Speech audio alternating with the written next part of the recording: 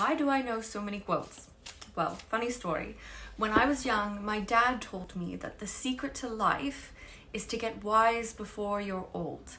And like most children, I took that very literally and I took it like a homework assignment, and I was like, okay, I need to get as wise as I can, as fast as I can, before I get as old as I will.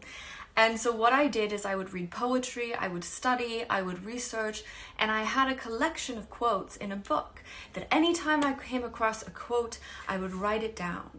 And in this book, not only did I write down quotes and poetry and all sorts of things, but I also filled it with art.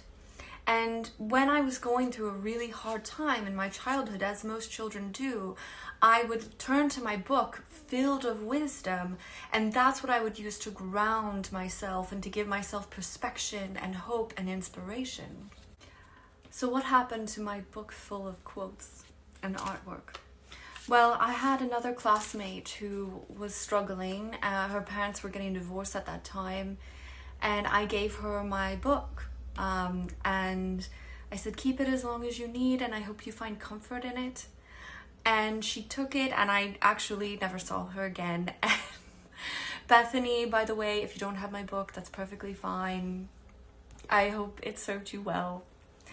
But I do think that there's a lot of comfort that you can get from hearing wisdom and hearing quotes that are inspiring, easy to memorize. I have memorized too many quotes. Like I probably can't even count how many quotes I memorized. I'm like a walking textbook of little Quibbits.